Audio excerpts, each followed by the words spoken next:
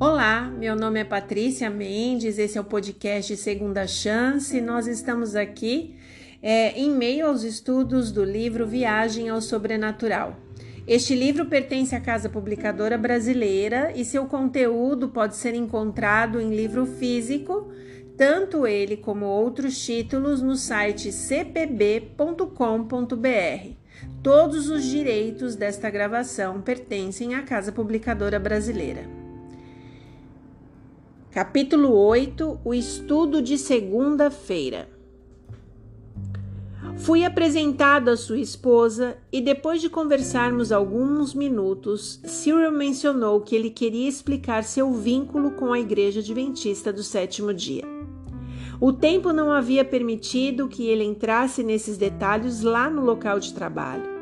Na realidade, ele ainda não era membro da denominação, mas estava frequentando a igreja regularmente e já tinha feito os arranjos para ser batizado no sábado seguinte. Sem que sua esposa soubesse, ele estivera lendo todas as publicações da igreja que Cynthia tinha em casa e, fazendo isso, ele se tornara um fervoroso estudante da Bíblia. Havia obtido também uma compreensão mais profunda das Escrituras ao estudá-las com o pastor L.W. Taylor, resultando em sua decisão de se unir à igreja. Cyril sugeriu que Cynthia dirigisse os estudos. Concordei com a ideia e curvei minha cabeça junto a meus novos amigos enquanto ele fazia uma breve oração. Sua esposa sugeriu que seguíssemos um plano de estudos intitulado 28 Estudos Bíblicos para Pessoas Muito Ocupadas. Cada tema consistia de 15 a 20 perguntas e necessitaria aproximadamente de 1 hora de estudo. O plano me pareceu bom e começamos com o primeiro, cujo título era A Palavra de Deus. Em pouco tempo, havíamos concluído o primeiro tema. Fiquei encantado com o que aprendi sobre as revelações de Deus para os homens. A lição número 2 tinha que ver com o segundo capítulo do livro de Daniel, examinando a ascensão e queda dos grandes impérios mundiais, e a segunda vinda de Cristo. Cyril sugeriu, então, que marcássemos um horário para examinarmos juntos as profecias de Daniel. Imediatamente perguntei se poderíamos ter este estudo ali mesmo, naquela hora. Eles concordaram e nós continuamos. De todos os textos lidos, o que mais me impressionou foi este. Mas nos dias destes reis, o Deus do céu suscitará um reino que não será jamais destruído. Este reino não passará a outro povo, esmiuçará e consumirá todos estes reinos, mas ele mesmo subsistirá para sempre. Depois de ler esse texto, eu queria saber o que mais Daniel tinha aprendido acerca do estabelecimento do reino de Cristo sobre a terra. Cynthia chamou minha atenção ao capítulo 7. O reino e o domínio e a majestade dos reinos debaixo de todo o céu serão dados ao povo dos santos do Altíssimo. O seu reino será reino eterno e todos os domínios o servirão e lhe obedecerão. Ela também disse que as palavras de Jesus em Mateus 5:5 cumpririam-se então. Bem-aventurados mansos, porque herdarão a terra. Descobri que as pessoas que habitarão a terra serão os ressuscitados e os transladados por ocasião da volta de Jesus. Havíamos contemplado o terceiro estudo e eu nem percebi o tempo passar. Nunca antes eu ouvi estas coisas. Elas me prenderam o coração e eu queria mais. Qual é o assunto do próximo estudo? No momento não me lembro do título, mas recordo que despertou em mim um desejo tão intenso de ouvir o que a palavra de Deus tinha a dizer sobre aquele tema específico, que senti que precisava convencê-los a estudar mais aquele tema naquela mesma noite. Acendendo mais um cigarro e aspirando 2 tragadas profundas, comentei que se Cyril fizesse a gentileza de esvaziar o cinzeiro para mim, eu poderia aguentar mais 1 hora de estudo. Ele o esvaziou e cortesmente o trouxe de volta. Então eu disse: não vamos perder tempo, assim vocês não irão para a cama muito tarde. Eles responderam que geralmente dormiam por volta das 23 horas. Ótimo, eu disse, são 9h pouco da noite. Estamos indo bem em nossos estudos. Não desperdicemos nem um minuto. Lembro-me da reação deles, como se fosse ontem. Cíntia deu uma olhada para o esposo, tendo um grande ponto de interrogação em seus olhos. Seu esposo indicou que deveríamos continuar. Enquanto isso, eu estava fumando meu último cigarro e a metade dele já havia sido queimada. Então perguntei se poderia fumar um charuto. Além disso, eu tinha o costume de me gratificar toda vez que sentia estar realizando algo de valor. Estudar a Bíblia com eles estava sendo, na minha opinião, a coisa mais proveitosa que eu havia feito na vida. Sem hesitar, Cyril respondeu: queremos que você se sinta em casa enquanto está aqui conosco. Fique à vontade. E eu fiquei. Da única maneira que eu sabia, o ar da sala ficou azulado com tanta fumaça. Tenho a firme convicção de que o Espírito de Deus havia ido antes de mim para ajudá-los a compreender a força com que o tabaco me dominava e a aceitar minha inconveniência com o propósito de me conduzirem a Jesus. Ao longo dos anos, tenho agradecido muitas vezes a Deus pela maneira com que eles enfrentaram essa situação delicada. Refazendo a frase. Por 7 dias consecutivos, estudamos a Bíblia, 4 horas cada noite. Somente quando chegamos ao termo de saúde é que entendi que o tabaco estava me causando e o quanto eles fizeram para me suportar. E este assunto foi um dos últimos da série de 28 estudos, quando falamos sobre saúde. Quando perguntei por que eles me toleraram fumando, Cíntia explicou.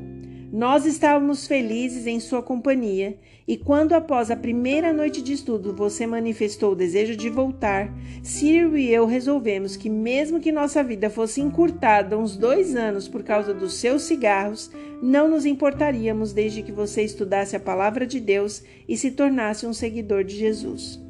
Voltemos agora ao 4º tema de estudo. A palavra de Deus estava abrindo realidades eternas diante de mim, e sentindo o desejo de receber mais conhecimento, perguntei qual era o tópico do estudo número 4. Podemos estudar o número 4 agora? Daí eu deixo vocês dormirem. Uma expressão de grande surpresa tomou conta do rosto deles. Cyril respondeu: que tal planejarmos mais uma noite nesta semana para estudarmos o número 4? Espero que você me permita voltar amanhã para o estudo número 5, isto é, se eu ainda estiver vivo. De alguma forma, eu pressentia que os espíritos demoníacos poderiam me destruir. Não contei tudo o que eu realmente sentia, mas eles compreenderam meu apelo de urgência e concordaram em realizar o 4º estudo. A primeira vez que meu amigo Roland e eu visitamos a assim chamada sala de adoração aos deuses, o sacerdote nos fizera jurar sigilo com respeito a tudo o que víramos e ouvíramos. Ele falava e nós íamos repetindo o encantamento após ele, e selamos o pacto depositando um pouquinho de pó de incenso sobre a chama de uma vela preta. O sacerdote salientou que ao sairmos teríamos que manter silêncio total com o fim de evitar o grande desagrado dos espíritos. Algum tempo depois, quando assistimos àquilo que os adoradores de demônios gostam de chamar de sessão de louvor aos deuses, o sacerdote explicou o grande perigo de despertar a ira dos espíritos. Como exemplo, ele mencionou uma pessoa que fora desleal em algo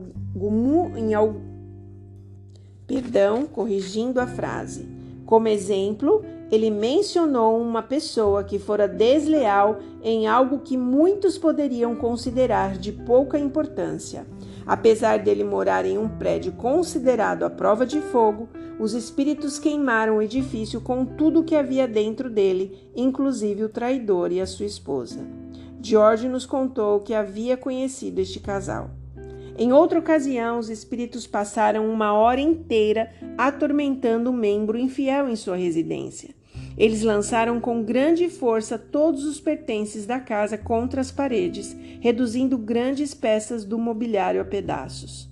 Hospitalizado em estado de choque depois que os vizinhos o encontraram em seu lar, o homem quase enlouqueceu.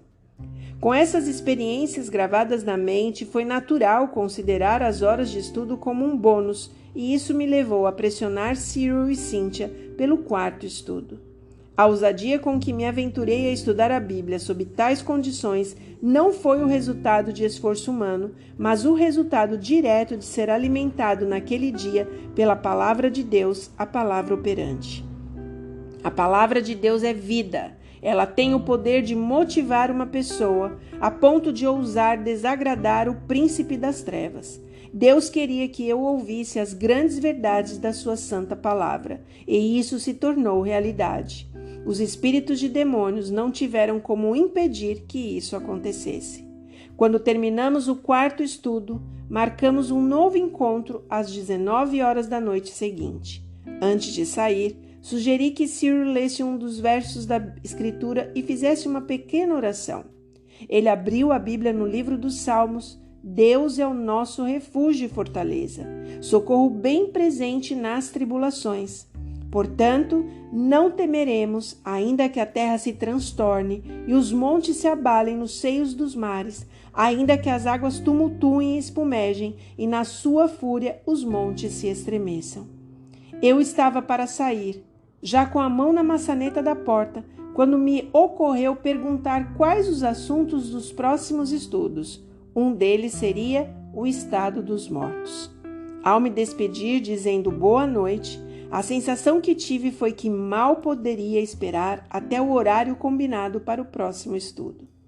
Na realidade, minha principal preocupação não era esperar o tempo passar.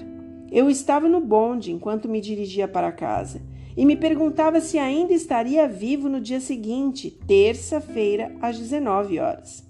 Realmente acreditava que naquela noite de segunda-feira eu seria visitado pelos espíritos e eu não tinha, em minha própria força, nenhum método de defesa contra seus ataques. Contudo, não temia a morte. Mesmo sendo tão indigno, o Espírito do Senhor estava abençoando minha vida pelo amor de Jesus.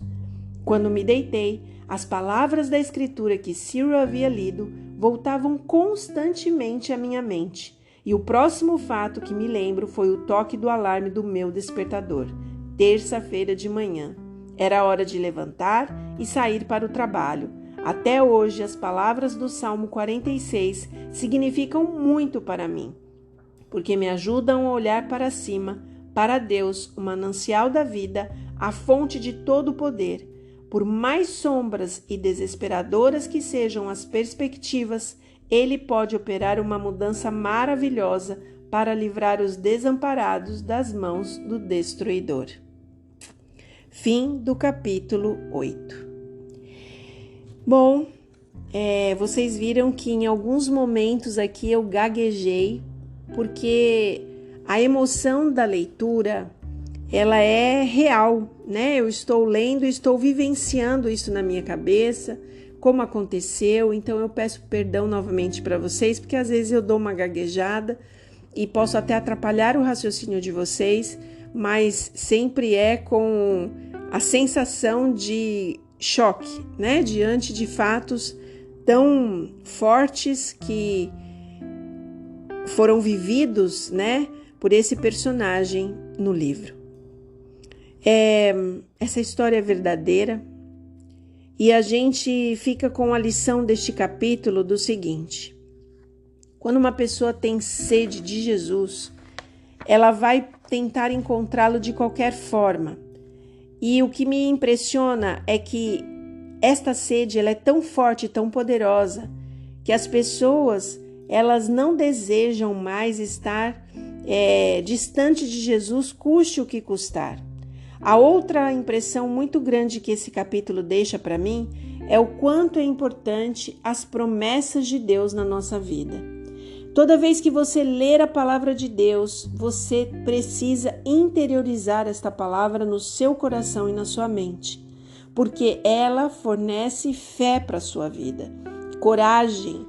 A gente perde o medo Então, que esse estudo tenha o poder de colocar no seu coração, primeiro, aprender mais e mais de Jesus, segundo, guardar a sua palavra em seu coração, para que você tenha força nos momentos mais difíceis que podem acontecer.